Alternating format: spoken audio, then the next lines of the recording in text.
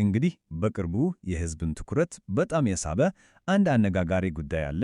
እናም ዛሬ በዚህ ጉዳይ ላይ ከስሜታዊነት ወጥተን እስኪ ከስነ ልቦና፣ ከስነ ምግባር እና ከማህበራዊ እይታ አንጻር እንፈትሸው።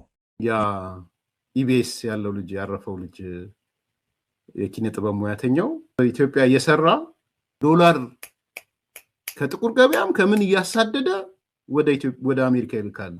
ያው ክብር ለሚገባው ክብር መስጠት የሚለው ነገር የሰው ልጅነት መገለጫ ነው ይባላል አይደል?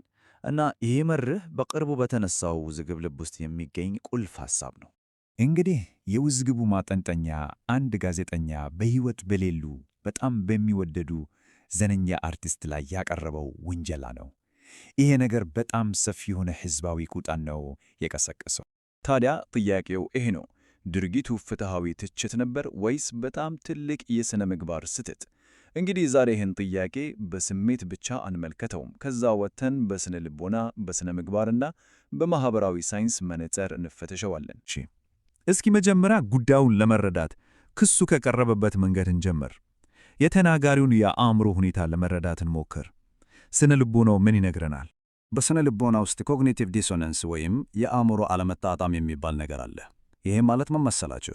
አንድ ሰው ሁለት ተቃራኒ ሐሳቦችን በአእምሮ ሲይዝ ወይም ድርጊቱ ከሚያምኑበት ነገር ጋር ሲጋጭ የሚፈጠር ውስጣዊ ግጭት ነው። እናም በንግግሩ ወቅት የታየው ያ ማመነታትና የቃላት መደናበር ከዚህ አንጻር በደንብ ሊያስረዳ ይችላል። በቃ ግጭቱ ይሄ ነው። በአንድ በኩል ተነጋጊው ሕዝቡ ለአርቲስቱ ምን ያህል ትልቅ ክብር እንዳለው ጠንቅቆ ያውቃል። በሌላ በኩል ደግሞ ይህንን የተከበረ ምስል በክስ ለማበላሸት እየሞከረ ነው። እና ይሄ ውስጣዊ ትግል የአርቲስቱን ስም እንኳን ቀጥ አድርጎ ለመጥራት እስኪቸገር ድረስ በግልጽ ታይቷል።